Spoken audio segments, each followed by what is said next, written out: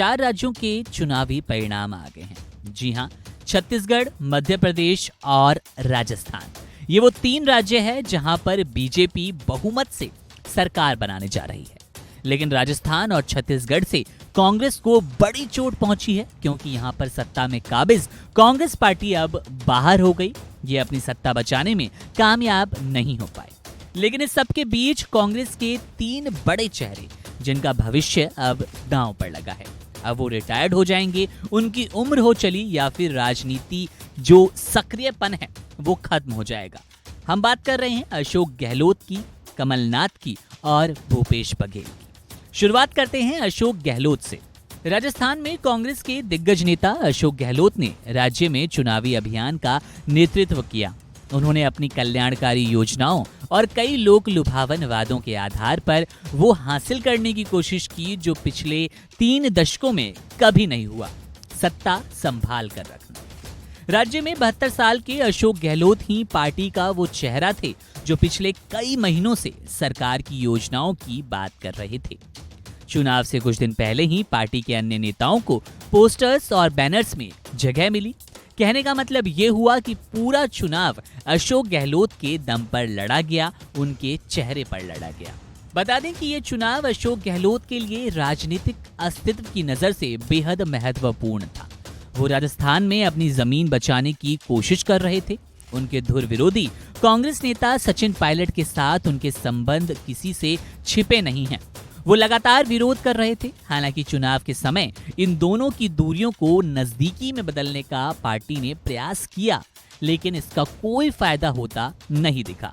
कांग्रेस राजस्थान में हार गई। अब अशोक गहलोत के खिलाफ आवाज बुलंद करने वाले खुलकर अपनी बात रखेंगे, लगातार कोहराम मचाएंगे। बात करते हैं कमलनाथ की। मध्य प्रदेश में भी लगभग राजस्थान वाली ही स्थिति देखने को मिली। राज्य में कमलनाथ के चेहरे पर चुनाव लड़ा गया। पार्टी का चुनाव प्रचार अभियान उनके चेहरे के इर्द गिर्द केंद्रित रहा। वहीं पार्टी के दूसरे दिग्गज नेता दिग्विजय सिंह की भी पर्दे के पीछे सक्रिय भूमिका नजर आई। कांग्रेस के खिलाफ बीजेपी की बम्पर जीत को अब देखते हुए कमलनाथ दिग्विजय सिंह की जोड़ी को अपना कदम छोटा होता नजर आ रहा है।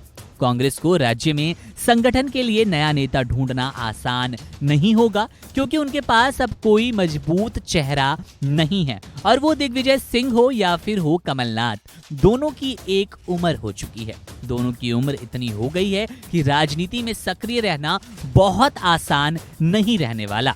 अंत में बात करते हैं भूपेश बघेल की। छत्तीसगढ़ में कांग्रेस को सबसे बड़ा झटका लगा, क्योंकि छत्तीसगढ़ से कांग्रेस की में जो एक विश्वास था वो एकदम टूटता नजर आ रहा है। कांग्रेस लगातार जीत का दावा कर रही थी और हुआ बिल्कुल विपरीत। हिंदी पट्टी के 3 राज्यों में छत्तीसगढ़ इकलौता ऐसा राज्य है जहां पर कांग्रेस को सबसे तगड़ा झटका लगा है। जहां पर कहा जा रहा था कि भूपेश बघेल बीजेपी को कड़ी चुनौती दे सकते हैं। हालांकि भूपेश बघेल को मुख्यमंत्री के चेहरे के रूप में पेश नहीं किया गया था, लेकिन चुनावी अभियान और रणनीति पर उनकी छाप लगातार नजर आई।